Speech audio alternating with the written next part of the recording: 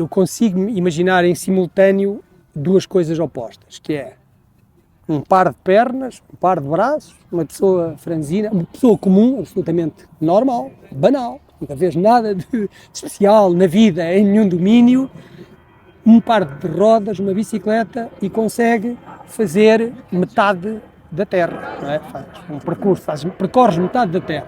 E ao mesmo tempo, imagine-me alguém a olhar lá do espaço e a ver uma formiga, uma insignificância, uma nulidade, a fazer ao mesmo tempo isso.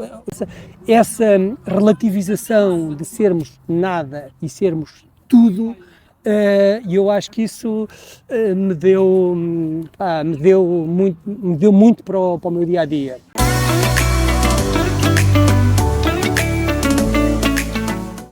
Bem-vindos ao podcast Viagens a Pedal, o podcast de todos os viajantes em bicicleta. Hoje temos o Idílio Freire, que aceitou o desafio de partilhar connosco as vivências e os momentos marcantes de uma aventura verdadeiramente épica. 14 meses a pedalar, desde Inuvik, no noroeste do Canadá, até Ushuaia, no sul da Argentina, uma travessia de 30 mil quilómetros pelo continente americano. Ao longo deste episódio vamos mergulhar nas memórias dos encontros e desencontros que povoaram os dias do Idílio, explorando não só os desafios físicos e logísticos, mas sobretudo as histórias humanas, os laços criados e as surpresas que só quem se faz à estrada de bicicleta pode viver. Preparem-se para uma conversa inspiradora, onde a estrada é muito mais que um caminho, é um palco de descobertas, de superação e de aprendizagem constante. Olá, Idílio, tudo bem? Bem-vindo. Estamos a gravar agora no alto do Parque Eduardo VII. Exatamente. E porquê este local? Bom, porque Olá Rui, obrigado também pela oportunidade, é um prazer falar de bicicletas. Este lugar, eu moro aqui perto, passo aqui cotidianamente no percurso de casa a trabalho, e é um sítio que pela vista, pela liberdade, de alguma forma, estando nós no coração de Lisboa e como as grandes cidades, com os prédios, com aviões a passar, os aviões, etc. Mas aqui o horizonte é um pouco mais longo, é um pouco mais largo e acho que é uma boa vista sobre Lisboa. E, portanto, pareceu-me entre o verde, a natureza, a amplitude da vista, achei que era um sítio simpático para falar do mundo. De alguma forma, também nos abre aqui as portas para o mundo, esta vista, não é? Qual é que é a tua primeira memória de uma bicicleta? Provavelmente é da bicicleta do meu pai, uma roda 28 que ele usava e que eu lhe utilizava sempre às escondidas e onde aprendi a andar, e portanto essa é a minha primeira ideia, a minha primeira memória. A segunda memória é uma que a minha avó me deu quando viu que eu já sabia andar de bicicleta sem cair, e então ela disse: temos de dar uma bicicleta ao Idílio. E deu-me ela deu-me uma bicicleta, mas a primeira memória é a bicicleta do meu pai, de facto. E atualmente qual é que é a tua utilização da bicicleta? É lazer, transporte cotidiano? É essencialmente transporte com pequenas pinceladas de lazer. Portanto, eu faço o percurso de casa-trabalho, trabalho-casa de bicicleta, faço isso há muitos anos. Ultimamente faço mesmo mais com a rede Gira, embora a Gira nem sempre seja muito fiável e, por exemplo, hoje vim na minha porque não havia giras disponíveis. Pontualmente ainda vou até Monsanto, faço umas horinhas fim de semana, mas por enquanto, ou melhor, nos tempos atuais, é essa a utilização da bicicleta. E quanto a viagens sem bicicleta? Lembras-te da tua primeira viagem sem bicicleta? Sem bicicleta lembro, obviamente, foi depois de acabar a universidade, quando tive o primeiro salário e a primeira poupança. Viajei até Cuba em 93, e portanto foi a minha primeira viagem. E de lá para cá já aconteceram muitas, de várias formas. E quando é que usaste pela primeira vez a bicicleta para viajar? A bicicleta para viajar, a vida tem muitas surpresas e muitos acasos, não é? E aliás acho que é composta muito por isso, por acasos. E por uma determinada circunstância, em 2000 eu tive conhecimento da primeira edição da travessia a Portugal em BTT, de Rio de Honor a Sagres, organizada pelo António Malvar, a Ciclonatur. E eu fiquei deslumbrado, já só tive conhecimento a posteriori. Então no ano seguinte, em 2001, inscrevi-me e fiz essa viagem Rio de Honor, 15 dias até Sagres, off-road, etc. E foi uma experiência absolutamente, foi uma descoberta enorme.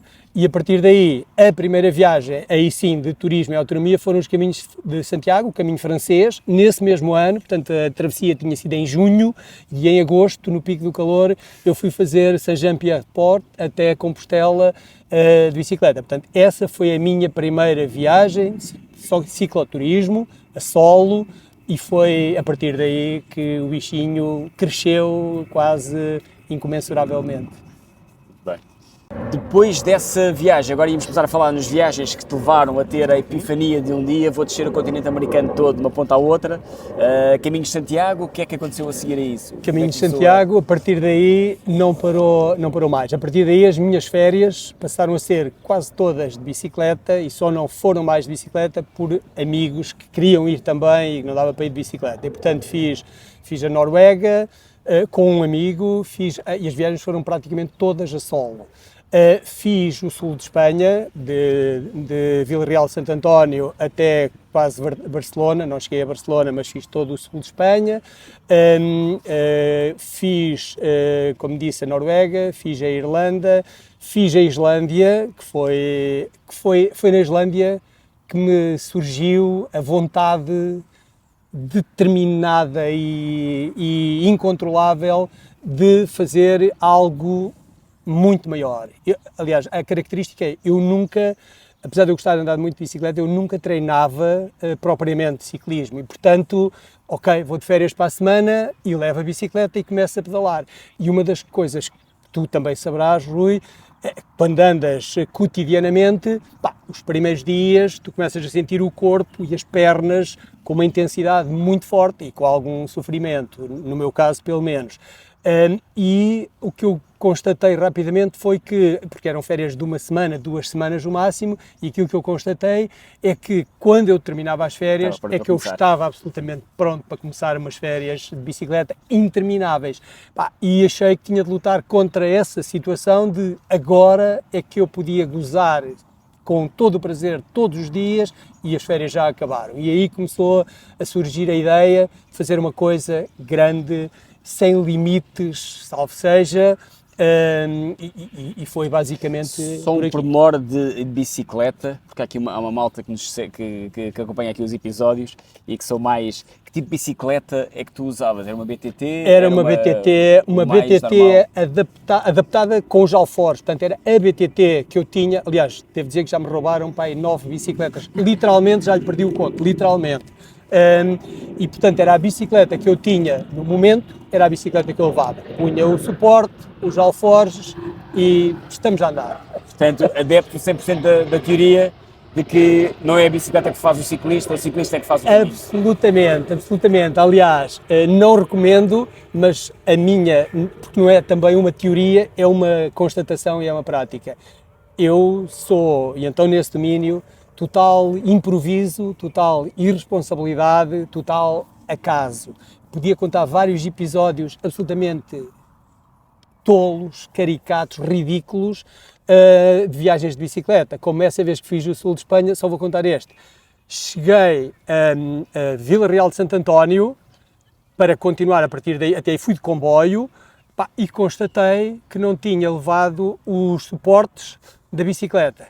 Portanto, tinha os alforjes, tinha a tenda, tinha tudo e não tinha montado o suporte da bicicleta. E, portanto, tive de voltar para Lisboa, apanhei o comboio de regresso, vim pôr os suportes, voltei para o Algarve e um dia depois, e aconteceram múltiplos episódios destes. Portanto, para mim as coisas são muito por acaso, improviso, é para sul ou é para norte, vamos por aqui. E em termos de mecânica, aprendeste algumas coisas ou vais melhorando, mudar furos, as coisas básicas? Absolutamente as coisas básicas. A primeira vez, lá está, nesta aprendizagem, a primeira vez que eu tive algum cuidado com isso foi quando fui à Islândia e comprei raios, 3 ou 4 raios suplentes, mas não comprei mais nada. Não comprei a chave de desapertar a cassete e, portanto, cheguei lá, tinha os raios e não tinha como, e parti imediatamente um raio ao terceiro dia, portanto, não tinha como. E, portanto, para mim, aprendi por essas circunstâncias a mudar os calços dos travões, a afinar os travões, mas eu não sei, felizmente ainda não tive de mudar nenhuma corrente. Eu tinha chave para mudar correntes e acho que se isso acontecesse, eu acho que me teria desenrascado, mas foi sempre muito nesta base de improviso e aconteceram-me coisas muito caricatas, nomeadamente nessa viagem que vamos falar mais adiante, não sei se falaremos disso não, mas coisas caricatas sobre essa componente da mecânica. O estilo é bora para a frente, liberdade. O resto é liberdade, o resto resolve-se resolvendo. Islândia, tentou muito bem, tem que fazer uma coisa grande e de repente, porquê o continente americano? Bom, aí houve um misto de racionalidade. Portanto, eu já sabia que queria tirar um ano de licença, eu sabia que queria fazer uma coisa grande, portanto, o óbvio era um ano de licença sem vencimento, uma sabática. Negociei já agora essa sabática com alguns anos de antecedência. Estavas com quantos anos? Desculpa, estamos com, isto foi em 2010, portanto, é como dizia o Mário Soares, é fazer as contas, mas em 2010, exatamente, eu parti em 2010 e, portanto, tinha 66, 34, 44 anos, sensivelmente. Essa foi a da grande viagem, mas a meia dúzia de anos, na meia dúzia de anos antes, ou seja, entre 2001 e 2010, é que eu fiz essas várias viagenzinhas por aí. Mas então, a ideia foi, vou negociar uma licença sem vencimento, uma sabática, negociei, comprometi-me, se conseguíssemos fazer um projeto, que era um projeto de alguma duração plurianual, o meu chefe dava-me uma licença sem vencimento, eu iria propor à direção, e aí colocava-se a questão, e então o que é que vou fazer? Bom, e eu, como eu queria fazer um ano, queria fazer uma viagem longa, efetivamente. Vou só desligar isto, porque não tem muito sentido, nem urgência. E, portanto, o continente africano era um continente que eu gostaria muito de explorar, mas a racionalidade entrou em funcionamento e eu achei, não me vou aventurar no continente africano. Logística, também, pelo menos para mim, entre 2010 e 2024 aconteceu muita coisa nesta dinâmica do turismo e do ciclismo e do cicloaventurismo. Portanto, naquela altura eu não encontrei muitas experiências, muitas referências sobre isto. Não sei se o avião é melhor deixá-lo passar, que isto é baixinho. Mas então a África ficou excluída por essa razão, de algum risco, de alguma insegurança. A Ásia, eu gostava da ideia da Ásia porque eu nunca fui à Ásia, é o único continente onde eu nunca tinha ido já na altura, mas então a ideia do continente americano surgiu com a ideia de fazer uma estrada onde acaba e onde começa. A ideia de que não há mais estrada para um lado nem para o outro, eu sei que também podia fazer daqui para o Oriente, na mesma ideia, mas foi a ideia de começar onde começa o mar e acabar onde acaba o mar e, portanto, uma estrada de alguma forma única que absorvesse durante esses 14 meses, 12, etc. E lá está, e depois o continente americano, apesar de tudo, ainda por cima começando de norte para sul, que era uma coisa também racional e evidente para mim, também me dava alguma, lá está, apesar de ser sempre para a frente, mas dava-me alguma segurança. Eu começo num país, Canadá, um país tranquilo, seguro, Estados Unidos, e vou ganhando embalagem, ganhando confiança, ganhando segurança, ganhando experiência, e vamos até onde calhar. E portanto foi essa a ideia, começar onde começa a estrada, acabar onde acaba a estrada e começa o mar, e foi muito por aí. E foi daí que veio esta, aqui a terra Inuvik, porque Inuvik é a primeira terra? Eu costumo brincar um bocado com isso, na altura brincava um bocado com isso, que é, o mais óbvio seria do Alasca ao Ushuaia, mas o Alasca, tínhamos aquela senhora Sarah Palin, que foi ministra e não sei quantas coisas mais, da administração americana, que era exatamente do Alasca, e eu achei, não vou começar na terra dessa senhora. Depois havia também uma questão prática, que me diziam, os vistos nos Estados Unidos é 90 dias, e portanto, se começas no Alasca, melhor, não me disseram, eu fui estudante, fui lendo, começo no Alasca, depois tenho de interromper para fazer todo o Canadá, depois tenho de sair, eu sei que isso, hoje sei que isso não era assim, posso pedir a renovação de um visto e não há problema, mas eu brincava que não quero cruzar-me com a Sarah Palin no Alasca e, portanto, qual era o sítio mais óbvio ali perto? E então, Inuvik é de facto ao pé do mar de Beaufort, a estrada começa ali em Inuvik, e pronto, e era um bom sítio, Inuvik. Tem uma estrada logo a começar, que é uma estrada muito impressionante, que é toda de terra, que é a Dempster Highway. No Canadá tem essa particularidade, as estradas, ou pelo menos estas estradas, têm um nome. Keishiar Highway, não é 93, ou 75, ou IP, ou A2, ou IC3, tem um nome, por alguma razão, a Klondike, a Yellowhead, etc. E, portanto, eu começava logo numa estrada de 760 km, de terra, praticamente não habitada, e era um desafio, era um bom teste, um bom desafio, e era onde começava a estrada e onde estava o mar e o Círculo Polar Ártico, era acima do Círculo Polar Ártico também, que era uma coisa que para mim também era óbvio que eu tinha que começar acima do Círculo Polar Ártico, e portanto, Inuvik apareceu. E começaste em que altura do ano?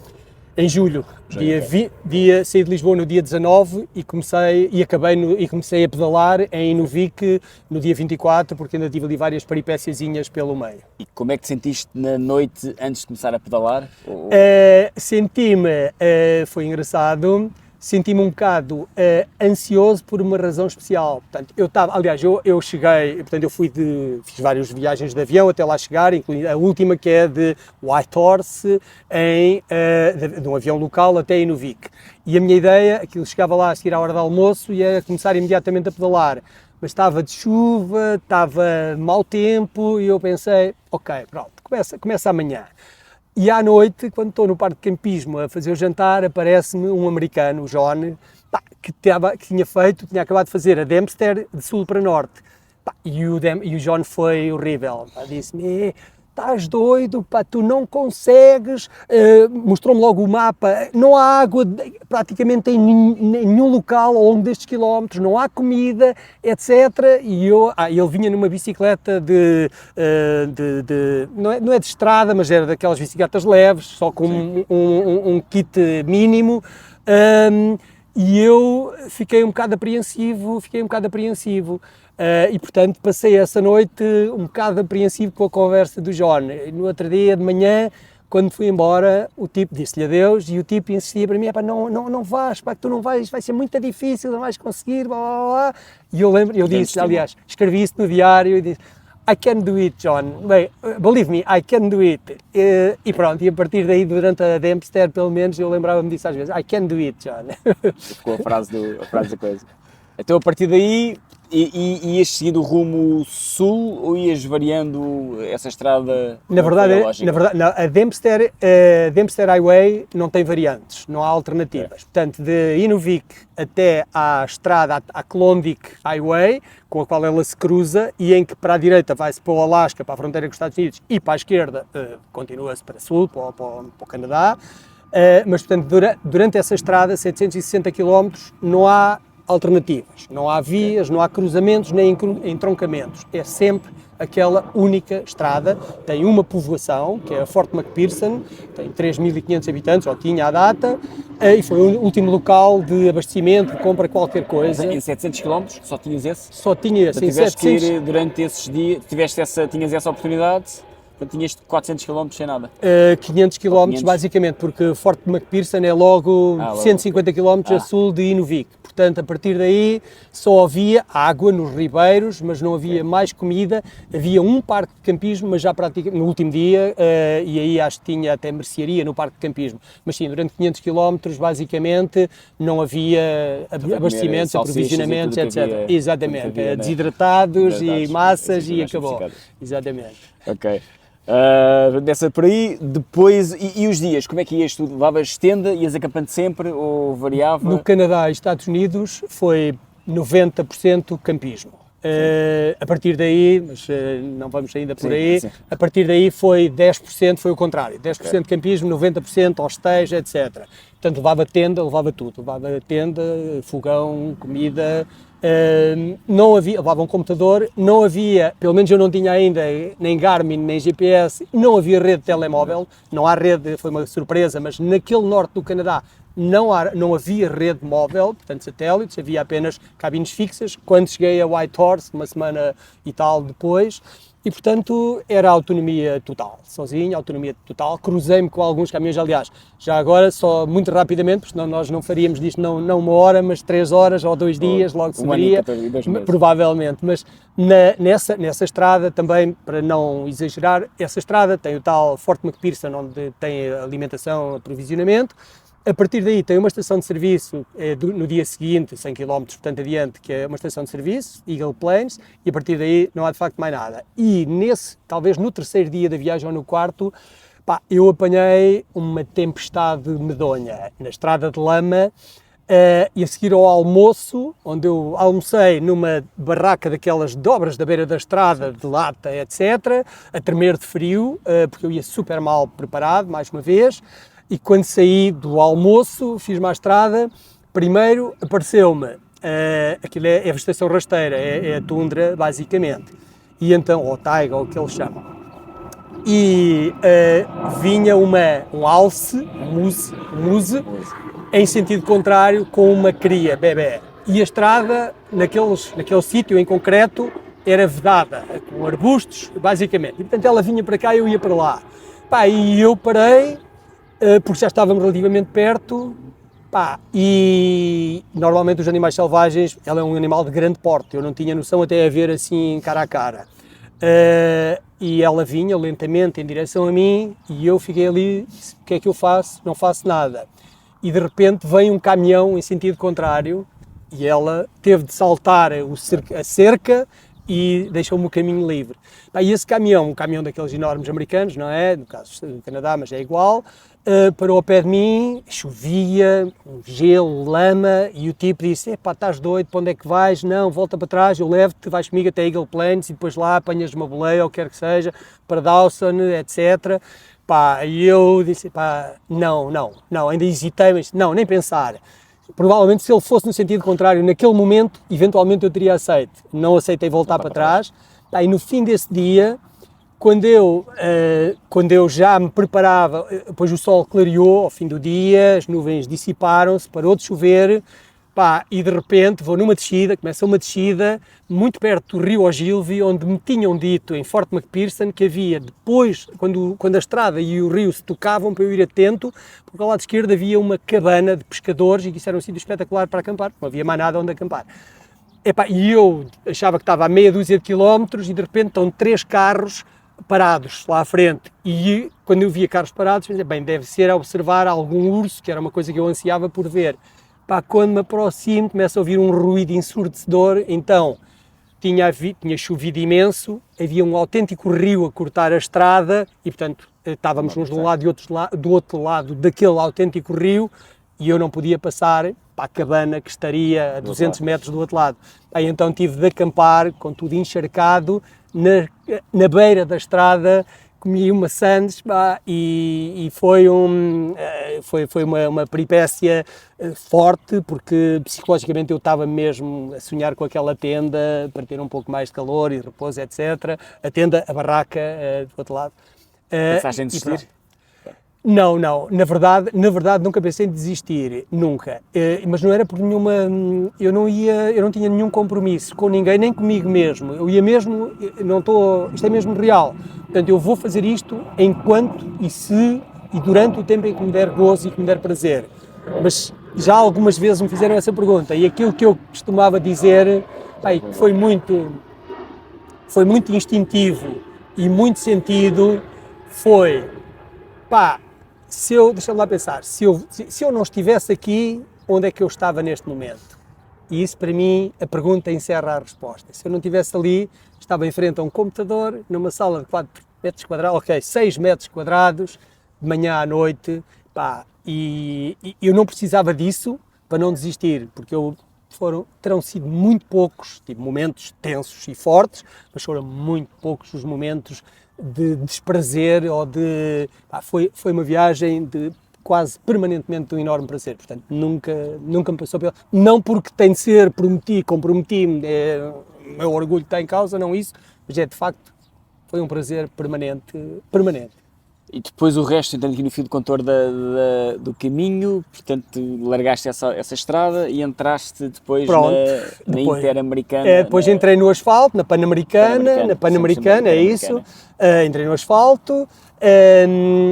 No norte do Canadá continua a ser a população tremendamente dispersa. Sabemos que o Canadá é o segundo país maior do mundo em área e tinha 50 milhões ou 60 milhões de habitantes, ou se calhar 80, mas a diferença não é muita. Portanto, e estão concentrados no Ontário, naquelas cidades grandes. Portanto, aquilo são literalmente centenas, milhares de quilómetros, praticamente sem ninguém. E depois, a partir daí, apanhei a Klondike Highway, que é uma estrada bonita. Paisagem, basicamente, é assim: o Canadá e os Estados Unidos, para mim, foram a paisagem, essencialmente a paisagem, a grandeza, a grandiosidade, a intensidade, a diversidade das paisagens, a limpeza e essa liberdade. Depois a América Latina e do Sul é exatamente o contrário, é a humanidade, as pessoas, o calor, as cores, etc. E portanto, esse Canadá, segui pela Klondike Highway, apanhei a Pan-Americana, depois aquilo divide-se, a Alaska Highway, que foi uma estrada que eles fizeram durante a Segunda Guerra Mundial para fornecimentos, acho eu, pelo lado do Alasca para a Rússia e para não sei quantos. E depois apanhei uma que é a Glacier Highway, que é uma estrada linda, com lagos, todas as cores e mais algumas, para onde eu me cruzei com vários parques de campismo, onde me cruzei com pessoas maravilhosas, para uma senhora reformada, professora universitária de origem inglesa e que emigrou para o Canadá quando acabou a licenciatura e que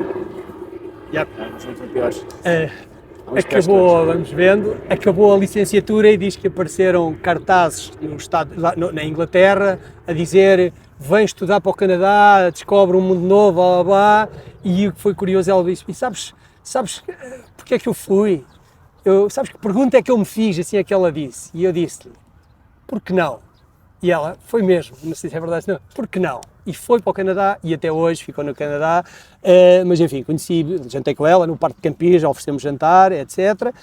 E depois, enfim, passei um percurso, aquilo era no verão, e foi um verão brutalmente quente nos Estados Unidos. Muitos incêndios, e ali os incêndios quando acontecem são a sério. São semanas, se não for um mês, a arder, uma vastidão brutal. E tenho um episódio engraçado num parque de campismo bastante mais a sul, que eu acampei, e fui ao supermercado, e vi bifes com uma cor, uma textura, um apelo brutal. E eu hoje comprei um mega bife, chego ao parque de campismo, era dos únicos do parque de campismo.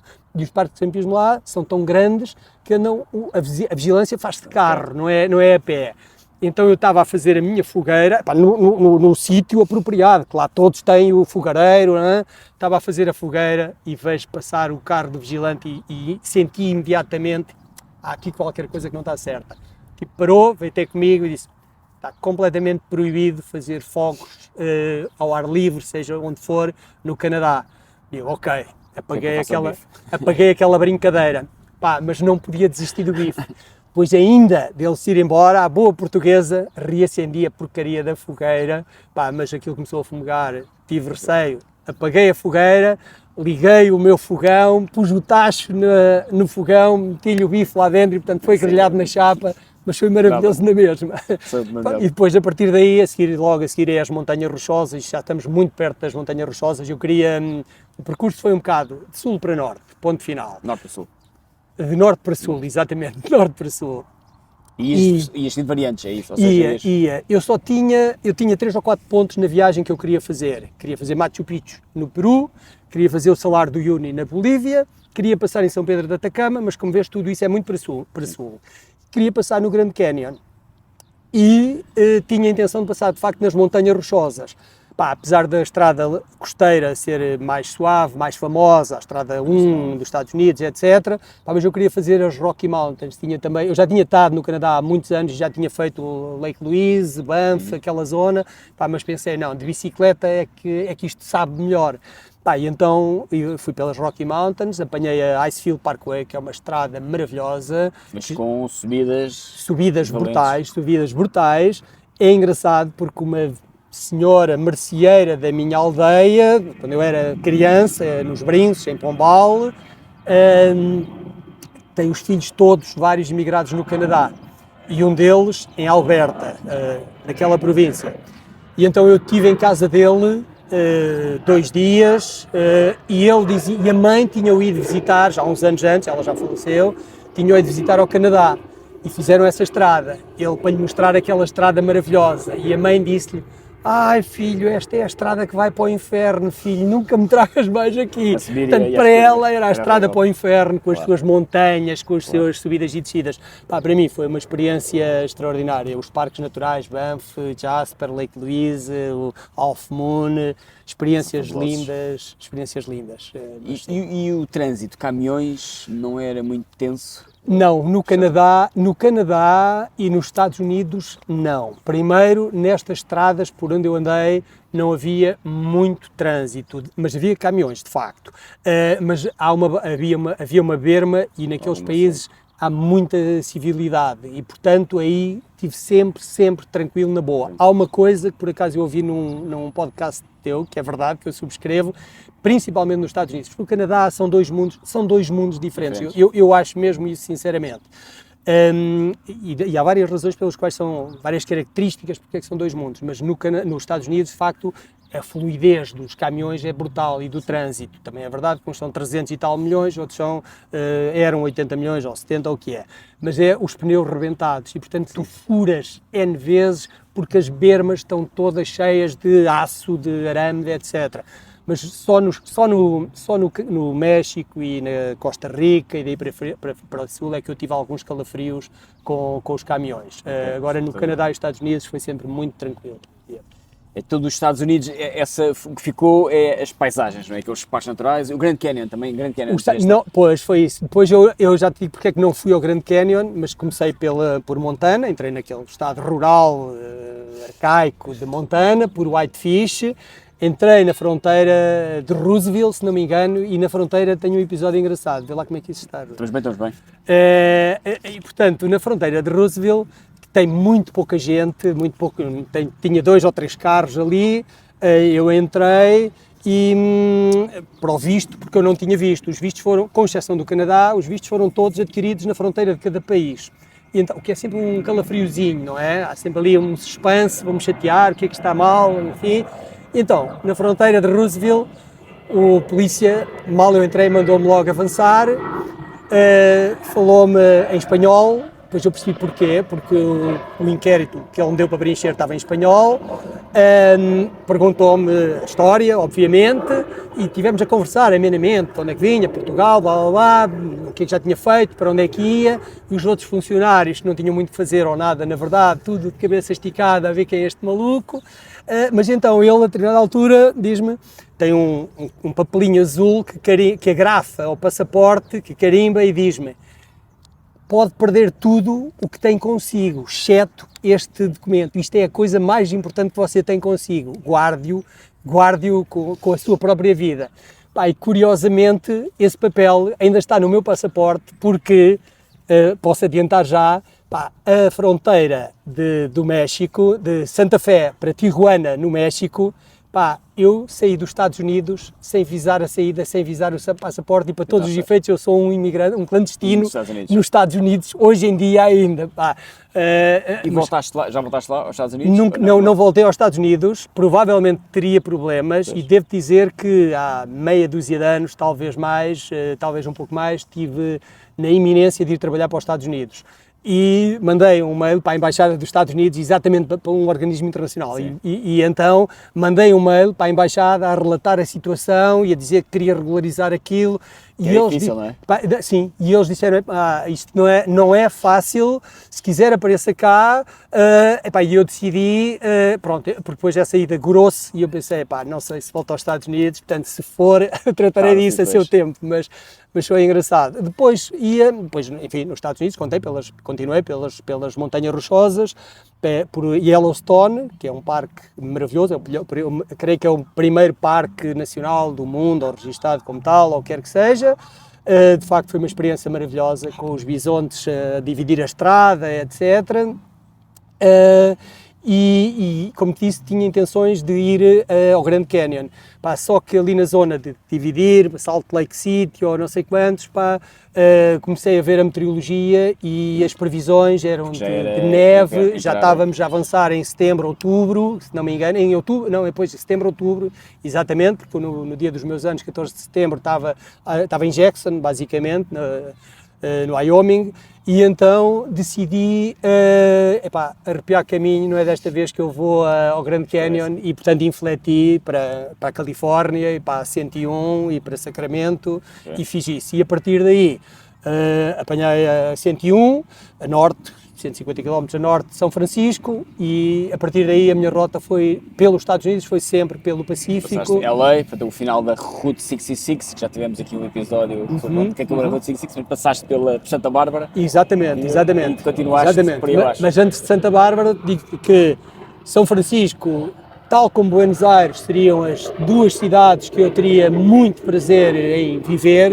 Se não fosse em Lisboa e pudesse escolher uma alternativa, escolheria São Francisco, pá, uma cidade verdadeiramente maravilhosa, apelativa, que todos os dias, em qualquer sítio, em alguma hora, está a acontecer alguma coisa que tu vais gostar. Essa é uma questão de lhe acertares. Aliás, eu cheguei lá num fim de semana que estava a decorrer um mega festival de música, tudo no Golden Gate Garden, onde a primeira surpresa para mim foi que eu cheguei lá de bicicleta e havia literalmente pilhas de bicicleta, literalmente, não eram umas ao lado das outras, eram ao lado e em cima umas das outras, encostadas às árvores, milhares e milhares de pessoas, um festival de borla, onde esteve a atuar Joan Baez, onde esteve a atuar aqueles canadianos, bom, agora não me lembro do nome deles, mas uma série de tipos de grupos famosos, com vários tipos de música, jazz, folk, etc. E tudo isso de borla em todo lado. Portanto, depois de São Francisco, apanhei a estrada, o Half Moon Bay, Monterrey, a Baía de Monterrey, que é espetacular. Depois nessas coisas, e aquela agricultura imigrante do sul, interminável do sul da Califórnia, não é? O tomate, os morangos, com a mão de obra mexicana, honduranha, de toda a América do Sul, e depois o Big Sur, aquela zona maravilhosa, selvagem, que parece que estamos não nos Estados Unidos, no país mais, enfim, industrial, urbano, etc., do mundo, mas um sítio completo. Pois eles têm essa coisa espetacular, não é? Porque o que é urbe, mas o que não é urbe é preservado, e é bem preservado, e é cuidado, e é seguro, e portanto fiz esse Big Sur todo, até Santa Mónica e até Los Angeles. E antes de chegar a Los Angeles, Santa Bárbara, Santa Mónica... Santa Mónica é o Pier Santa Mónica, que é o final da Route 66, exatamente. E para já agora, um episódio, a viagem correu toda muito bem, apesar de algumas peripécias, e um pouco antes de chegar a Los Angeles, há uma fila interminável estacionada dos surfistas, não é? Naquela costa toda, aos milhares, literalmente, e um sacana cruza uma estrada com a prancha às costas, atravessa-se completamente à frente, caí, obviamente estava de chuva, o chão estava molhado, derrapei, o gajo pediu 1000 desculpas, enfim, magoei-me um bocadinho, mas deu para continuar, continuei. E cheguei a Los Angeles e queria reparar um bocado a bicicleta, manutenção, aquelas coisas, e fui a uma loja. E ok, encomendei isto e depois fui passear e combinámos às 3, o que era, ir buscar a bicicleta. Chego lá e a bicicleta estava igual, então porquê? A bicicleta tinha a suspensão, tinha uma parte da forqueta da frente estava partida, o encaixe estava partida. Foi na porcaria do acidente com aquele malandro, o gajo ainda me perguntou, estraguei alguma coisa, preciso pagar alguma coisa, eles são muito cientes disso, acho eu. Eu não vi nada, segui. Então, muito engraçado, porque o tipo da oficina, todo conduído por um viajante de pé descalço, não é? Tinha lá várias suspensões, forquetas, eu não precisava de suspensão, forquetas em segunda mão. Vamos lá arranjar aqui uma porreira, barata, satisfatória. E assim foi, portanto lá tive de esperar mais um par de horas, mudou uma forqueta, arranjou uma bicicleta e deu-me um saco de barras energéticas para a viagem. E depois, nessa noite, dei por mim em Long Beach a acampar. Devo dizer que eu já passei aqui vários episódios, mas não interessa, a vida é assim, não temos muito tempo, mas porque os Estados Unidos têm uma coisa gira, salvo seja, eu acho que é a ironia. Não foi o país onde eu me senti mais seguro de todo, não foi.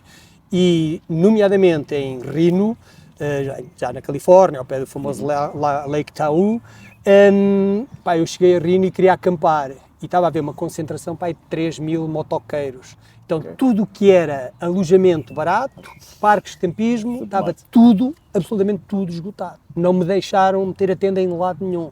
Eu continuei a viagem e a seguir encontrei um relevado, umas árvores ao pé de umas fábricas. O que é que eu faço? Acampo aqui. É extraordinário. Ainda hoje não percebo como é que isso acontece, mas ainda não tinha montado a tenda nem perto, já estava a polícia ao pé de mim a dizer não pode acampar aqui, é proibido, não pode fazer campismo. Ok, está bem. Arranco e agora onde é que eu vou acampar? Quer dizer, onde é que me vou instalar?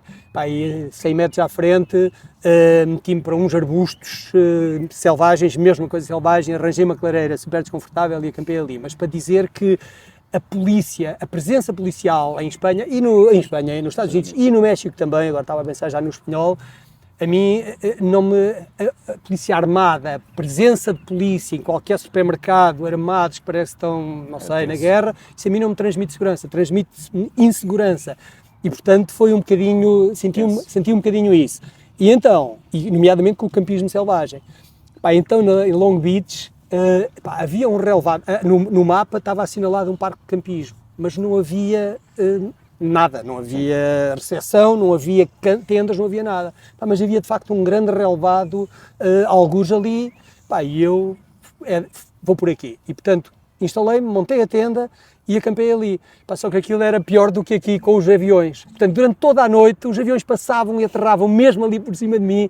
Foi uma noite horrível. E depois, de madrugada, começam a rega automática, então dava a ideia que estava a chover, acordo toda a tenda tudo encharcado, portanto foi assim uma aventura engraçada nos Estados Unidos, mas e foi isso. Depois fui até Santa Fé,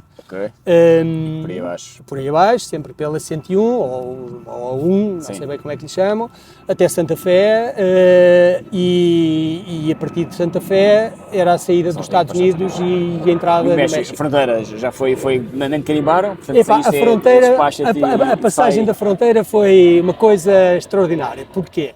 Toda a gente diz que é a fronteira mais vigiada no mundo, não sei se é verdade ou não, mas que é uma das fronteiras mais vigiadas. Agora eu percebo, na altura nem pensei muito nisso, que a vigilância é do sentido sul-norte, não é? A vigilância é para quem vem do México, não para quem sai. O que é certo é que eu percebi que era ali a fronteira, pensei, bom, se isto é tão vigiado, isto eu hei de lá ir ter, isto há de ser um funil de onde eu não escapo.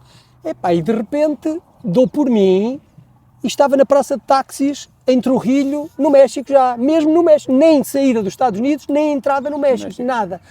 Estou na praça de táxis, então, mas já passei isto tudo, como é que... E agora?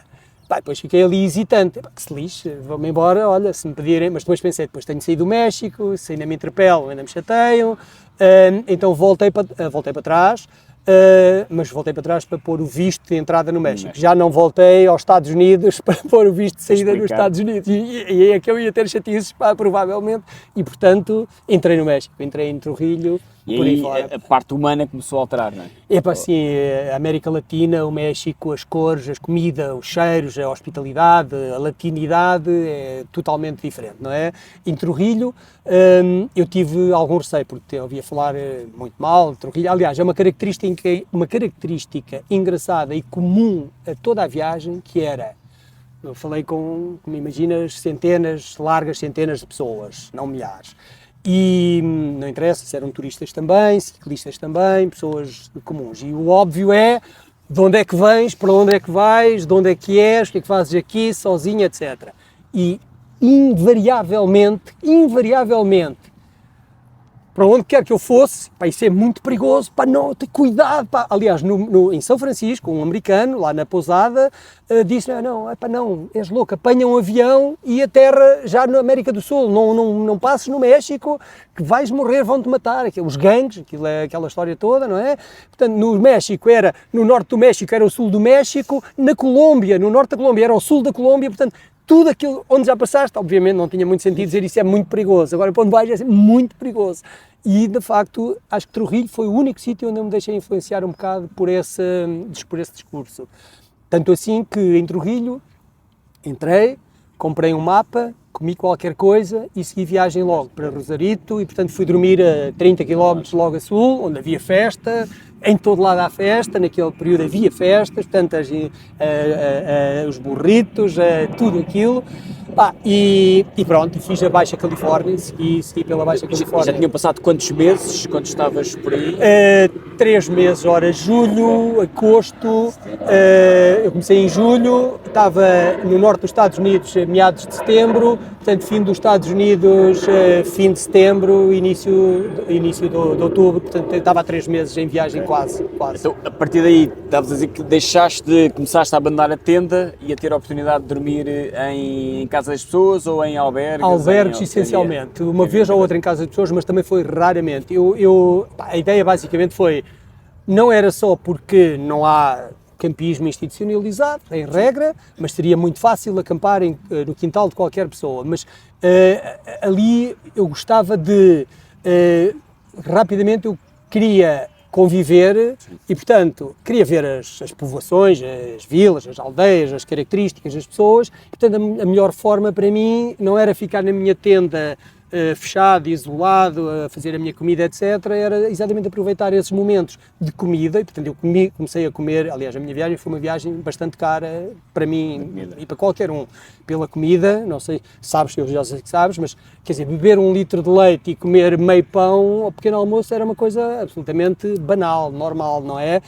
Comer desalmadamente, a fome nunca termina quando um gajo está a pedalar. Pedalavas, como é que era o teu regime? Era o dia todo ou tipicamente? Sim, olha, devo dizer que eu parei alguns dias, óbvio, em São Francisco, uns dias para descansar mesmo, uma vez ou outra, mas principalmente para visitar, portanto, cidades que me agradavam, locais que me agradavam. Eu ficava em São Francisco, fiquei vários dias, Monterrey, por aí fora, mas eu pedalava, eu tinha aqui já não me lembro, isto já foi há uma dúzia de anos, aliás, 13, 14 anos, não é?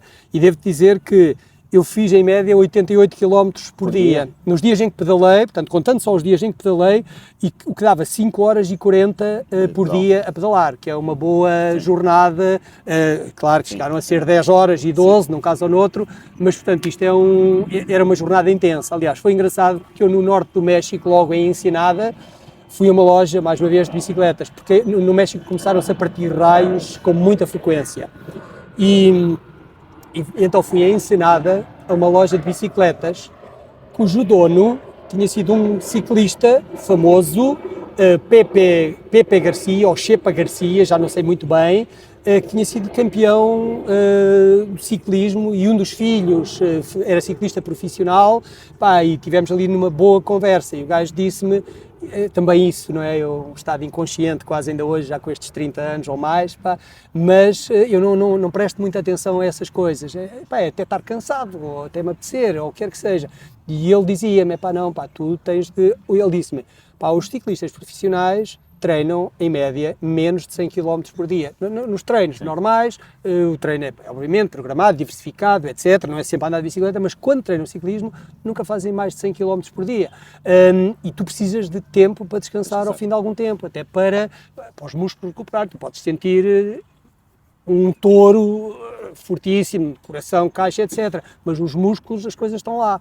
E aí eu comecei a pensar pela primeira vez, se calhar ele tem razão, se calhar tenho que ter algum cuidado, porque já agora não quero que isto termine porque o tendão rebentou ou porque o músculo se lixou, não é? Passaste a parar mais a partir daí? Comecei a raciocinar, a pensar mais, a programar mais um bocadinho. Por semana, paravas uma vez por semana ou não havia? Menos do que isso. Não, era como calhava, mas menos do que isso. Havia semanas seguidas que eu pedalava uma semana ou duas seguidas, depois parava um dia ou dois, principalmente, é como te digo, para visitar, ou para fazer praia, ou para relaxar simplesmente, mas sim, era basicamente esse o registro. Então, depois daí, México e o resto, então aqui os pontos altos que há, tens ali a América Central toda, Costa Rica, Panamá... Sim, Honduras, Nicarágua, exatamente, essa coisa toda, até a Colômbia, Bom, se quiseres ir por aí... Nesses América Central, por grandes áreas, América Central, o que é que salta? América Central... temos o México, não arrumámos o México ainda. Sim, o México foi...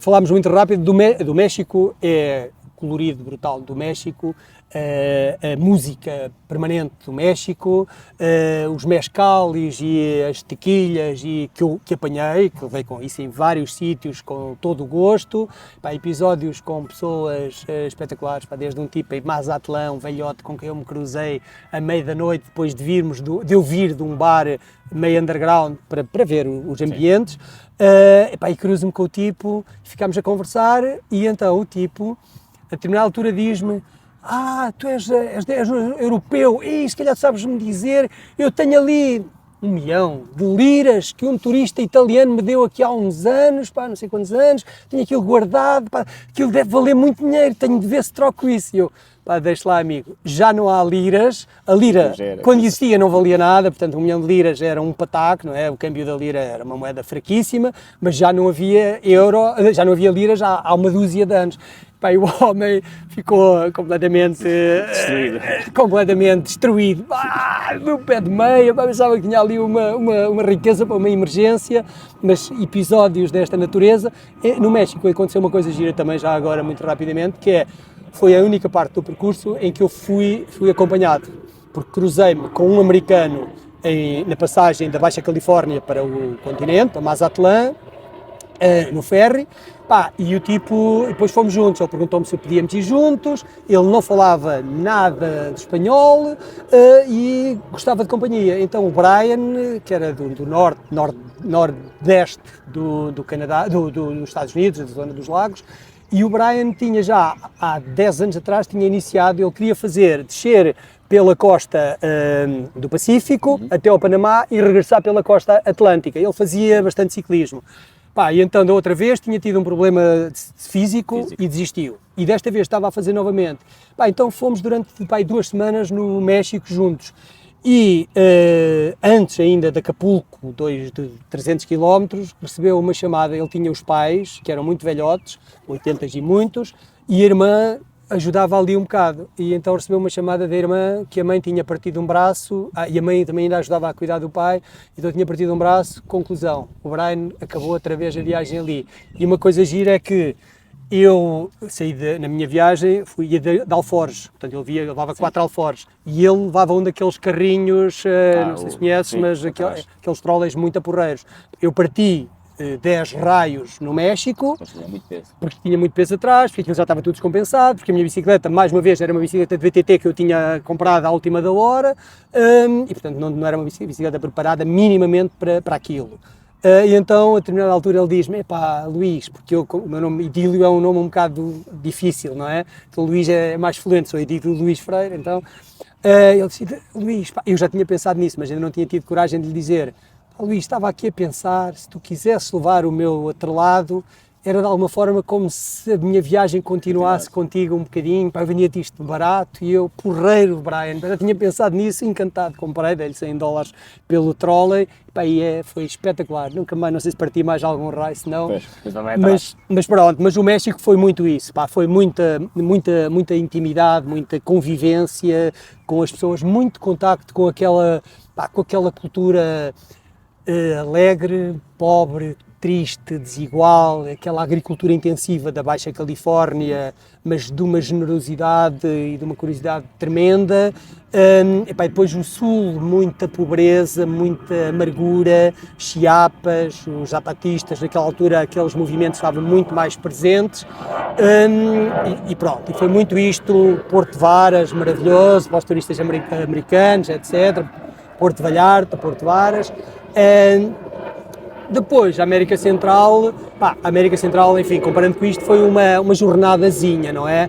Sim. Mas talvez aquilo que eu tenha gostado mais, gostei muito, ao contrário provavelmente da maioria dos turistas, gostei muito da Nicarágua e gostei muito das Honduras, e não gostei quase nada da Costa Rica. Tive alguns dissabores na Costa Rica. Achei que era uma sociedade muito mais europeizada, monetarizada, dolarizada. Aliás, houve um episódio giro que eu tinha acabado de entrar na Costa Rica e passa por mim uma Toyota Ace, pá, numa daquelas estradinhas, lá está, uma grande velocidade, uma grande tangente, e eu pensei comigo, pá, este gajo não deve ir longe. E é que ainda me cruzei com ele, espatifou-se nesse mesmo dia. Portanto, esta sociedade muito rápida, muito veloz, tive mais episódios.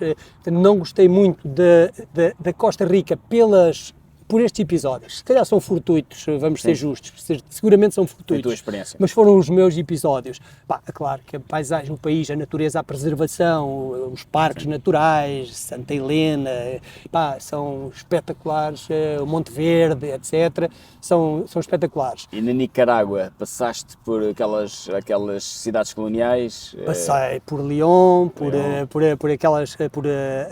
Granada. Estiveste em Ometep? Sim, tem. Contactei com pessoas, ainda com 2 ou 3 tipos que tinham participado na Revolução Sandinista, agora do bandido Ortega, acho eu, peço desculpa, enfim, não é politicamente correto, mas o Ortega, enfim, é um daqueles casos incompreensíveis. Pá, e na Nicarágua tive também coisas maravilhosas, e tive uma experiência que vou relatar-te rapidamente. Ao Largo de Manágua, eu não fui a Manágua, não li nada de muito interessante sobre Manágua, portanto passei ao lado de Manágua, e estava ao Largo de Manágua a pensar onde é que vou pernoitar. Fui ao multibanco levantar dinheiro. No parque de estacionamento de um supermercado grande, estavam 2 senhoras, 40, a falar. Pá, e eu perguntei-lhes, dirigi-me, disse, olha, desculpe lá, são daqui, algum sítio, enfim, barato, que eu possa... porque eu já tinha perguntado num hotel de beira da estrada, pá, os preços eram muito caros ali à Ilharga de Manágua. E então uma delas diz-me, a Ivânia, por sinal, diz-me, talvez, fez-me mais 2 ou 3 perguntas, e ela disse, podes dormir em minha casa. E eu disse, ok, espera só um bocadinho, estou aqui a acabar esta conversa com a minha amiga. E eu, ok, encantado da vida.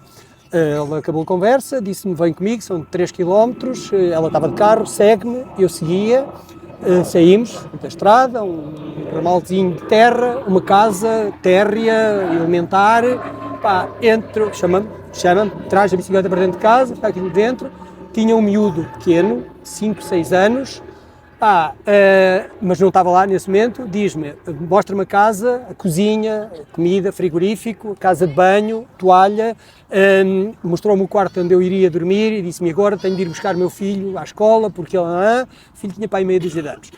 E portanto, estás à vontade, come, alimenta-te, que eu já volto. E assim foi. E veio um par de horas, já era noite, regressou com o filho e com a amiga que eu tinha visto lá. A amiga veio, teve ali 5 minutos e foi-se embora outra vez. Jantámos na casa dela, depois fomos para o terraço, para o quintal, conversar. E ela disse-me assim 3 ou 4 coisas. A minha amiga veio comigo porque ela estava muito preocupada como é que eu ponho um desconhecido em minha casa, assim, como é que chamo um desconhecido. Ela era casada, mas o marido dela era imigrante no Canadá, se não me engano. E sabes o que é que eu lhe disse? Disse-lhe que tinha olhado para a tua cara e tinha percebido que tu eras uma pessoa boa e, portanto, não tinha nenhum problema. E aquilo é daquelas coisas, que matam um gajo, Teu coração. Olha para a tua cara, vi que eras uma pessoa boa, e eu costumava gozar com isto, dizer, foi a pessoa que melhor me descobriu em menos tempo. Pronto, eu sou uma pessoa boa. Eu também acho que sou. Mas ela pegou rápido. É assim, uma avaliação instantânea. Estou a olhar, és uma pessoa boa, podes dormir em minha casa. E falámos sobre a vida dela, a miséria, a dificuldade daquela gente naquela América Central toda, que é o habitual, portanto as condições são muito más. Pronto, depois fui até ao Panamá, Canal do Panamá, e no Canal do Panamá atravessei para a Colômbia de barco, porque não há o iate de Darien, aquele espaço em que não há ligação terrestre, e eu fui apanhar um bote. Enfim, há ali muitos angariadores e, portanto, apanhei um bote, um veleiro, de um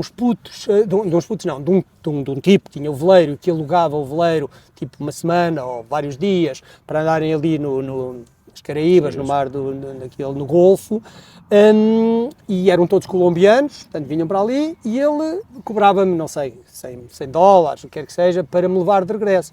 E assim foi o pior percurso, o pior período da viagem, porque eu enjoo. E apesar de ter tomado uma porcaria de um comprimido para o enjoo, Perfeito. pá, passei 3 noites e 2 dias deitado lá na cabine do barco, pá, sem comer, sempre com vómitos, apesar de não ter obviamente nada para vomitar. Quantos dias? Desculpa, 6? Não, 3 noites e 2 dias. 3 noites e 2 dias, dali a Cartagena, pá, foi horrível, absolutamente horrível. Mas pronto, cheguei a Cartagena e à Colômbia, se houvesse um país que eu tivesse de escolher, Era a todos os que Colômbia, conheço, era a Colômbia e o Líbano, mas a Colômbia provavelmente em primeiro lugar, pá, adorei a Colômbia.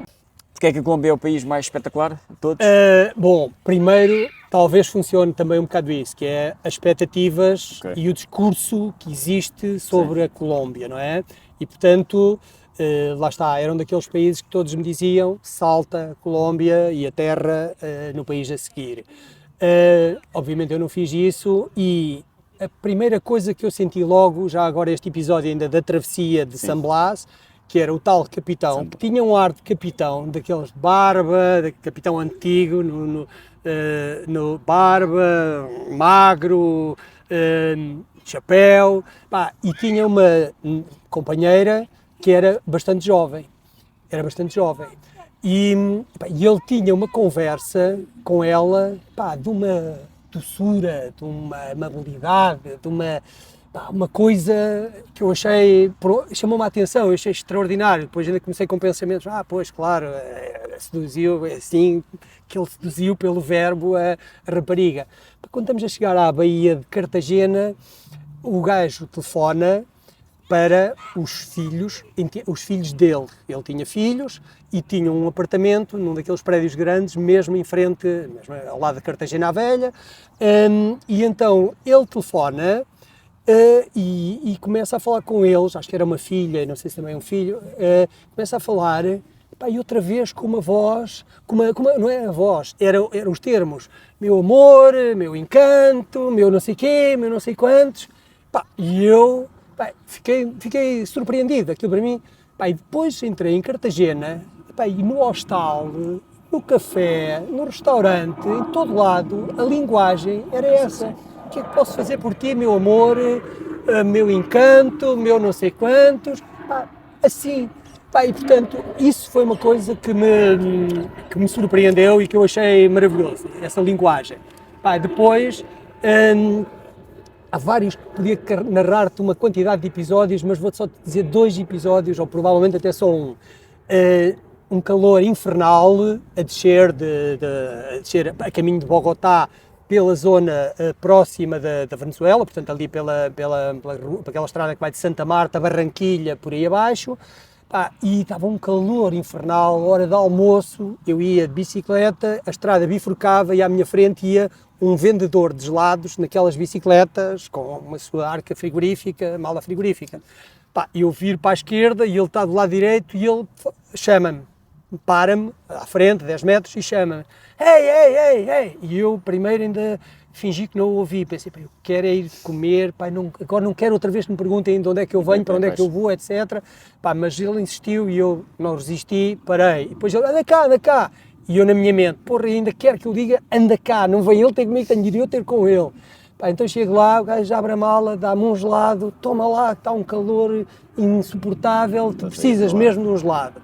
Pá, e portanto, mas isso aconteceu-me com água, com vendedores de água da beira da estrada, que é uma coisa que acontece muito naqueles países da América Central e ali, que é sacos de plástico, destes sacos de plástico do supermercado, que eles vendem os sacos cheios de água, não têm garrafas de água, mas vendem água, portanto deram-me água, eu parei para comprar água, deram-me água, pessoas que vivem de vender água, e deram-me água, pá, cerveja em qualquer café, epá, e tenho um episódio maravilhoso já perto de Bogotá, que tudo isso se prolongaria muito, mas num alojamento, num hostal, que ainda lá existe, pá, onde eu acabei a noite rodeado pela dona do hotel, que era uma mulher lindíssima, com uma camponesa ou campesina da aldeia, com 4 miúdas, pá, lindíssimas, e um rapaz, estudantes do 11º ano, que primeiro me cravaram para os ir ajudar a fazer os trabalhos de inglês. Mal eu lá cheguei, estava a acabar de tomar banho, estava no quarto a secar-me. Ei, gringo, anda cá, precisamos da tua ajuda. Pá, e depois de eu os ajudar a fazer o trabalho de inglês, aparece um deles, primeiro ainda aconteceu outra coisa, chega outro miúdo da escola a dizer-lhes: estão lixados, a professora já sabe que vocês estão a pedir ajuda ao gringo para fazer os trabalhos, amanhã estão lixados na escola. E o rapaz vem com uma garrafa de 1,5 litro de Coca-Cola e 4 copos, ou 5, um copo para cada um, a oferecer. Pá, e depois acabámos a noite no hall de entrada do pseudo-hostal, pá, a cantarem, a falarmos da vida. Os aviões. Os aviões, sempre.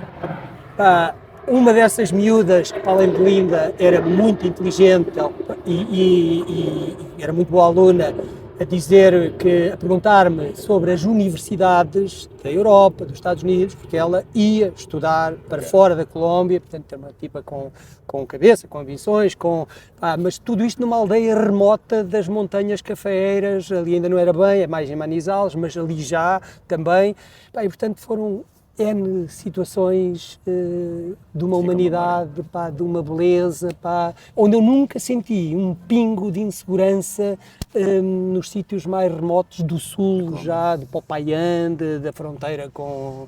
Depois aí segues um bocadinho em direção, mais tarde, à carretera austral, bastante mais tarde, já no Chile. Sigo mais ou menos essa linha. Sigo mais ou menos com umas alteraçõezinhas. Portanto, eu queria, como disse, passar em Machu Picchu e queria passar no Salar do Uyuni, na Bolívia.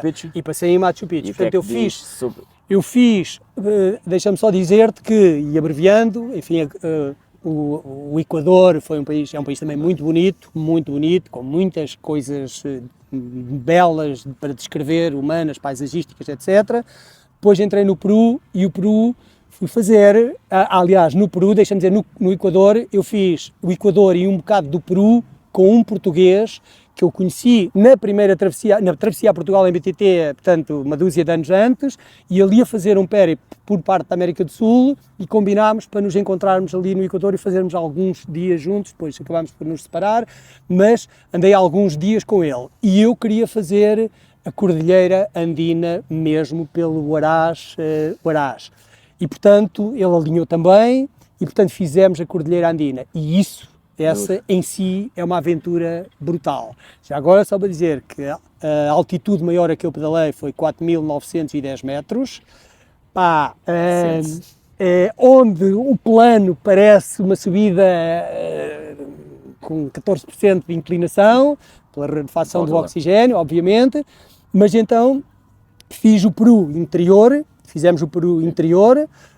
fomos até Ayacucho, não sei se andaste já por ali, mas Ayacucho, depois atravessámos para Cusco, Machu Picchu.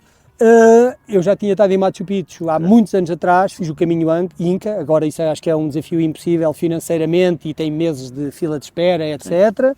Mas eu fiz de comboio, desta vez fiz de comboio, não fiz o caminho, fui a Machu Picchu. Águas Calientes. Acho que lá iria, exatamente, acho que iria 3, 4, 5, 10 vezes a Machu Picchu, é um sítio absolutamente maravilhoso e quando se vai a pé é mais maravilhoso, porque fazes 4 dias, 3 dias de caminhada e portanto 3 dias de limpeza de uma coisa e de entrada de alguma forma desse espírito e quando chegas às portas do sol, pá, e que se abre aquela... E é daqueles sítios que está super fotografado e por todo lado, mas estar lá fisicamente não tem... Nada a ver. Tem uma intensidade, aquilo tem um misticismo, uma intensidade, um deslumbramento, uma impossibilidade. Aquilo é uma impossibilidade. Por isso quando vais então a pé, é uma impossibilidade.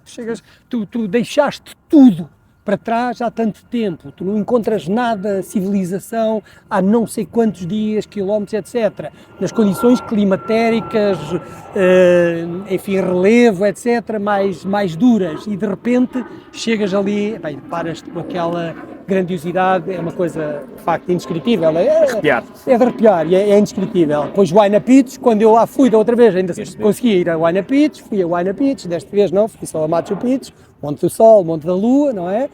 E depois seguimos daí, enfim, daí a pouco tempo deixei o Luís, o tal rapaz, ele seguiu o percurso dele, eu segui o meu, e entramos então na Bolívia e no Salar do Uyuni. A Bolívia foi uma coisa muito violenta, eu já tinha feito também a Bolívia há muitos anos atrás, de jeep, de autocarro, etc, essas coisas. foi muito violenta, porque eu perdi-me, eu pensei fazer Tupiza, portanto eu queria ir a São Pedro de Atacama, por causa talvez das Rosas de Atacama, por causa do Sepúlveda, e portanto eu queria ir a São Pedro de Atacama, porque tinha duas alternativas, do sul da Bolívia, ou ia direto para a Argentina, Ruta 40, que era uma estrada que eu gostaria muito de fazer integralmente, mas queria ir a São Pedro de Atacama, e portanto optei por ir para São Pedro de Atacama. E por isso fui até Tupiza, que é no sul da Bolívia, e depois fiz toda a zona do Avaroa, das lagunas, dos geysers, até aos vulcões e à fronteira de Bolívia com o Chile, com São Pedro de Atacama. E aí perdi-me, tive várias peripécias, tenho uma peripécia muito gira e muito violenta, vê lá como é que temos de tempo, mas... Continua, só para Depois, se quiseres, acabar. divides isso, mas pronto. Sim. Que foi ao segundo dia, lá já naquela zona do sul da Bolívia, que não tem viva alma, não tem nada, é sempre aquele altiplano interminável, e eu, a determinada altura, por uma vez perdi-me, depois lá me reencontrei, tudo bem, e no outro dia então achava que a estrada que eu devia seguir era pela esquerda e não pela direita. Felizmente, depois de virar à esquerda, estava um pastor adiante, onde eu lhe perguntei onde é que era a povoação para onde eu queria ir. Ele disse-me que não, que era para trás e eu tinha de ir pelo outro lado. Regressei atrás, era perto, e então acabei a acampar numa ruína uns quilómetros adiante. E montei a tenda no meio de uma ruína, literalmente, e a meio da noite ouço música. E achei, literalmente, aquelas coisas, estou a alucinar, isto não é verdade, não há música aqui, no meio de nada. Mas a música não só persistia, como se intensificava. E intensificava-se mesmo. Eu, na altura, abro o fecho da tenda, meto a cabeça de fora, estava um boliviano, um pastor, com o cajado, com o rádio às costas, o cigarro ou a pasta de coca a mascar, ali. E eu, todo serapantado, desculpe, é a sua casa, desculpe, né? Não, tranquilo. Então perguntei-lhe onde é que era, por onde é que eu devia ir, para o sítio, para a aldeia onde eu queria ir, que devia estar perto. Eu já não tinha também muita água, aliás, só tinha mais um bocadinho. E então o gajo disse-me, só que eu estava meio serapantado, meio a dormir, meio acordado. No dia seguinte não me lembrava de nada do que ele tinha dito, e então segui, primeiro à esquerda segui, segundo à esquerda segui, e aquele planalto é um bocadinho assustador, ou pode ser, até porque, como te digo, eu já não tinha água para praticamente mais nada. E então, isto era de manhã, então, na altura, parei, uma reflexão, e disse, bom, o que é que fazes agora? Não sabes onde é que estás, não sabes para onde é que vais, não sabes onde é que isto te leva,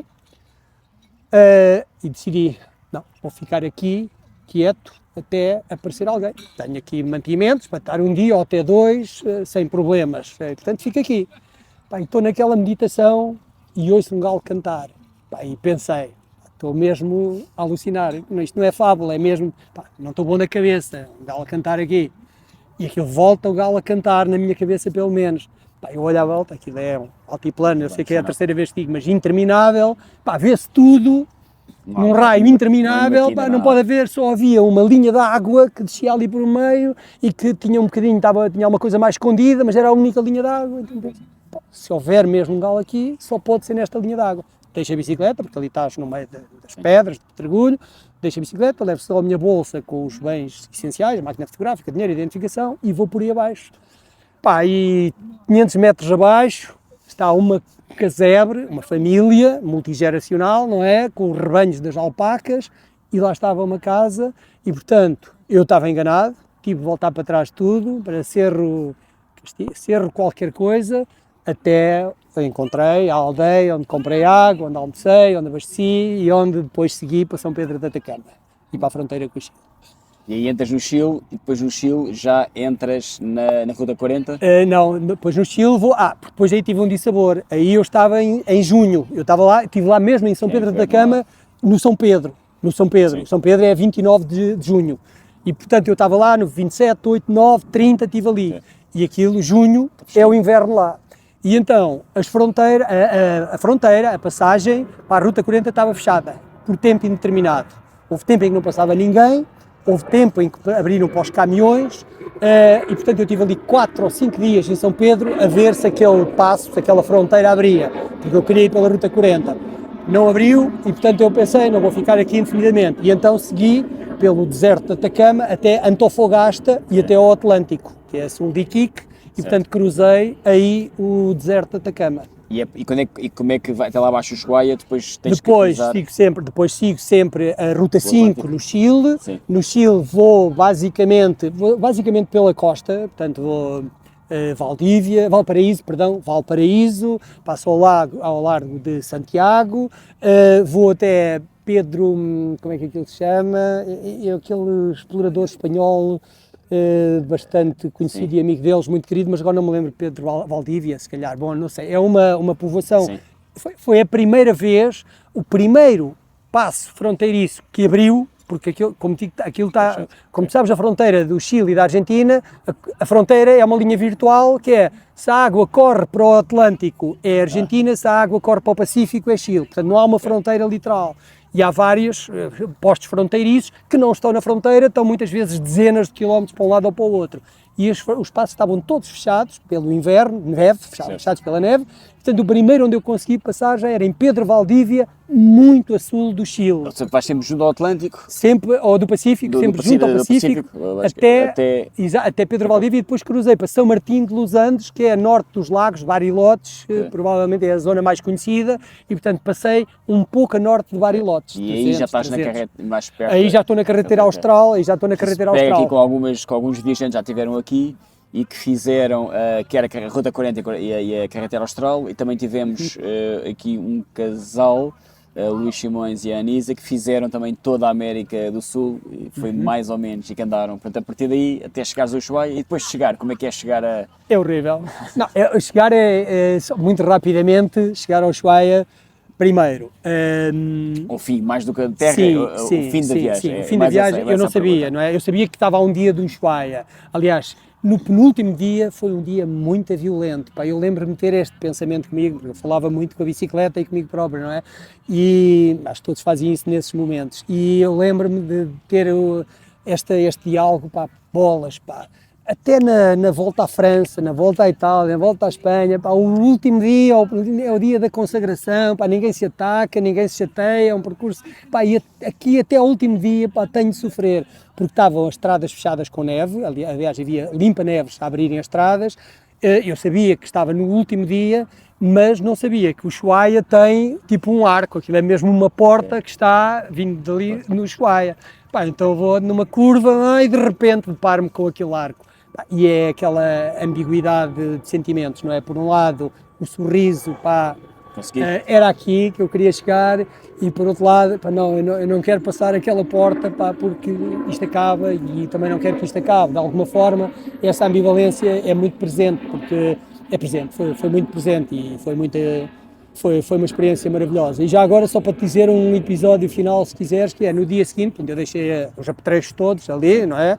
E a bicicleta, arranjei um alojamento, fui visitar depois o Ushuaia, dei por ali umas voltas a pé de bicicleta, e fui ainda de Ushuaia até à Baía Lapataia, não é? Acho que é assim que se chama, que é mesmo no fim da estrada. Portanto, a estrada ainda tem mais 30 km, creio eu, ou 20 e tal, de Ushuaia, da vila do Ushuaia, até ao fim da estrada. Termina mesmo ali a estrada.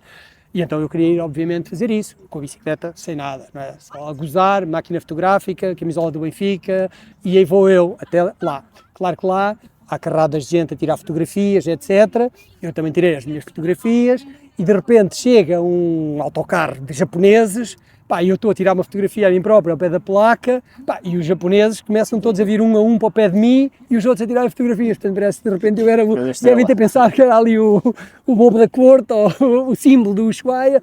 E para acabar, só para dizer isso, e então eu viro, acabei, dou meia volta e ponho-me para regressar de bicicleta à vila e regressar para Portugal daí a pouco tempo. Pá, e a bicicleta avariou. As mudanças, a cassete, aquilo tem lá aquela mola que prende, aquilo partiu e acabou. Pá, e eu, N vezes que eu disse à bicicleta, tive alguns episódios lixados de mecânica, e então eu muitas vezes lhe prometi, pá, se levares-me até ao fim, já me tinham roubado muitas nessa altura, pá, não vou deixar que te roubem, vou-te levar até Portugal, seja em condições que forem. Opa, e a bicicleta levou-me até o Ushuaia, até à Baía La Pataia e parou no regresso. Pá, depois mandei a reparar, obviamente, e continuámos e está para lá guardado. Olha, alguns. que parte de ti mudou mais desde que começaste esta viagem? Eu acho que há uma a relativização, o relativo, há uma ideia, a relatividade das coisas. Há uma coisa que eu não consigo transmitir, mas para mim é extraordinária, que é, eu consigo imaginar em simultâneo duas coisas opostas, que é um par de pernas, um par de braços, uma pessoa franzina, uma pessoa comum, absolutamente normal, banal, nunca vês nada de especial na vida, em nenhum domínio, um par de rodas, uma bicicleta e consegue fazer metade da Terra, não é? Faz um percurso, percorres metade da Terra. E ao mesmo tempo, imagine alguém a olhar lá do espaço e a ver uma formiga, uma insignificância, uma nulidade, a fazer ao mesmo tempo isso. Nós somos sou o elemento mais frágil, uma pessoa, essas mesmas pernas, rodas, etc., que é uma coisa zero, não é? Um zero no planeta, não é preciso pensar no universo. Mas ao mesmo tempo esse zero consegue fazer uma coisa destas e consegue ser zero na mesma, simultaneamente. E, portanto, essa relativização de sermos nada e sermos tudo, e eu acho que isso me deu muito para o meu dia-a-dia. A tua relação com a ideia de casa mudou ao longo da viagem? Esse conceito? Rui, é assim, eu quando regressei, aquilo que me perguntavam nos semanas, dias, meses seguintes é como é que conseguiste voltar, como é que consegues voltar, como é que consegues viver outra vez na rotina do dia-a-dia. E durante meses, o maior drama, aliás, eu dormia muito mal, quando dormia muito mal, e eu sentia-me mesmo preso, sentia-me preso nos muros, na casa, dentro de casa, no sofá, nas paredes, sentia-me preso na cidade, nos prédios, nas ruas. Nós não vemos, hoje viemos aqui para este sítio onde temos um pouco de horizonte, mas no dia-a-dia nós não temos horizonte, nós temos prédios, betão, muros à nossa volta. E, portanto, o regresso, para mim, foi um drama, e é como digo, não recorri a apoio psicológico, mas tive ali alguns meses muito difíceis e lá está, e uma das estratégias que eu utilizei para lidar com isso foi um bocado um desafio que lancei a mim próprio, e uma meta. Durante 6 meses, aliás, dei nessa altura uma entrevista a uma revista que existia, que era a Ginkgo, que existiu durante muito pouco tempo, e foi uma das coisas que eu lhes disse, que é, eu dei a mim próprio um prazo de 6 meses. Durante estes 6 meses eu vou testar o regresso à normalidade. Se conseguir me sentir feliz minimamente, ok, terei liberdade para fazer o que quiser, isto ou o contrário, mas posso não conseguir, e se não conseguir, ao fim de 6 meses, mudo de vida.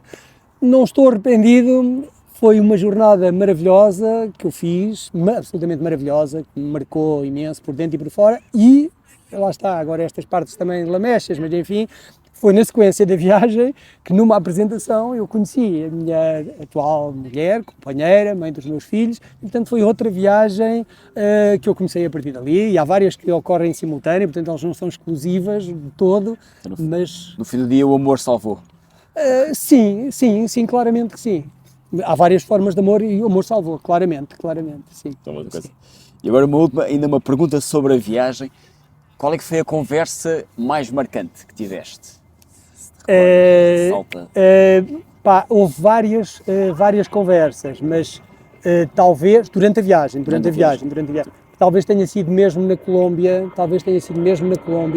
com esse conjunto de... Deixa lá passar o bicho. Aqui no clímax da coisa. Talvez tenha sido essa conversa noturna com esse conjunto de jovens e adultos colombianos, em que eles fizeram várias perguntas sobre mim, sobre a viagem, sobre a minha terra, sobre a minha família. É uma coisa que não é facilmente compreensível, já me deparei com isso e provavelmente também muitas vezes. Não é muito comum as pessoas entenderem uma pessoa solitária a fazer uma coisa deste género. Aliás, já trabalhei no Líbano, isto é muito brevíssimo para dentro, trabalhei no Líbano um ano há muito tempo e foi um problema. Ninguém compreendia o que é que faz um tipo de 30 e tal anos sozinho, sem família no Líbano. E estas viagens isso também acontece um bocadinho.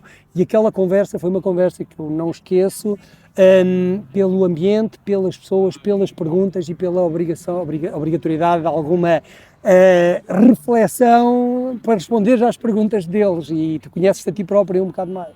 Uma partilha de humanidade. Claramente. E de nós próprios. Há perguntas, há coisas que eu, pelo menos, eu não sou uma pessoa de estar a meditar nem em mim, nem em tudo, muito sistematicamente. E, portanto, às vezes, quando fazem perguntas óbvias, se calhar, para dar uma resposta, tu vais ter de pensar em ti próprio, em quem tu és, o que é que fazes aqui, como é que chegaste aqui, porque é que estás aqui. Qual é que é o teu propósito? Exatamente, esses lugares comuns, mas que todos nós nos arriscamos a ser confrontados com eles. Olha, agora uma conclusão, aqui com umas perguntas muito rápidas. O que é que tu levas sempre numa viagem de bicicleta? Levo sempre mente aberta, cabeça aberta, olhos abertos, muito abertos. Cada curva da estrada, para mim, a definição de facto da viagem e destas viagens de bicicleta que tu não consegues fazer de carro é: cada curva da estrada apresenta-te garantidamente um novo mundo, um novo ângulo, uma nova perspectiva. E, portanto, aquilo que eu levo sempre é essa vontade enorme o que é que está a seguir à próxima curva da estrada. O que é para ti um bom dia de viagem em bicicleta? É um dia em que eu consigo fazer várias coisas que eu gosto muito. Atividade física, desporto, conhecer coisas novas, paisagens, pessoas, o que quer que seja, dores, sentimentos. É um dia em que eu consigo tirar fotografias e, portanto, tenho essa liberdade de tentar registar alguns momentos. Portanto, o dia perfeito é esse dia com essa diversidade, e em que não tenha um acidente ou uma avaria mecânica muito grave, tudo tranquilo. E se pudesses voltar a muitos dias de bicicleta que tiveste, para qual é que voltarias? Ou voltaria para a Islândia, para a travessia da Akureyri Þingvellir, ou o que é atravessar o Springansdur, ou como é que se chama aquele deserto deles. Portanto, ou iria para aí, ou iria para o Arás, para a Cordilheira Andina novamente. Bem, qual é que é a próxima? A próxima, não sei se posso dizer, porque há o risco da família ouvir isto, mas a próxima, que não vai acontecer, mas acontecerá eventualmente na minha cabeça, etc., é Lisboa-Vladivostok. É um bom desafio, Está lá no subconsciente, na reserva psicológica. É o que falta, outra meia viagem por terra. Mas havia muitas que eu gostaria de fazer. Gostaria de fazer África, eu gostaria muito de fazer África, e gostaria de fazer Ásia, e gostaria de fazer Lisboa-Vladivostok. Rota da Seda, mais por aqui, mais por ali, era uma coisa que eu gostaria. Muito obrigado pela partilha. Ficou imenso como dá para perceber, para contar e para viver. Foi de facto uma experiência fabulosa. Tu tens relatos da viagem? Fizeste alguma coisa online? Tenho um blog com imensa tralha escrita e ainda estamos a gravar. Sim, devo dizer que eu, para esta conversa, estive a tentar ler ali umas coisas rapidamente da América do Norte, e fiquei com uma vontade enorme de organizar aquilo. Tem que ser num livro, não sei o livro. O livro nunca não saiu. Nunca sei o livro, mas não sairá provavelmente livro, mas quero organizar aquilo. Okay. Quero transformar mas pelo menos o blog, depois pode-nos mandar... É o Bacalhau de Bicicleta com todos. É esse o blog. Ok, então vamos escrever aqui em baixo essa informação, com as informações para as pessoas poderem seguir. Sim, se quiserem ainda lá podem ir, que ainda tem algumas dezenas, tem umas dezenas de visitas cotidianas. Se gostarem, partilhem com os vossos amigos, subscrevam o canal, ativem as notificações para saberem quando saem novos episódios, classifiquem com 5 estrelas e façam os vossos comentários. Se não gostarem, partilhem com os vossos inimigos. Até o próximo episódio, boas experiências. Pai Edílio, brigadão. Obrigado. Foi espetacular.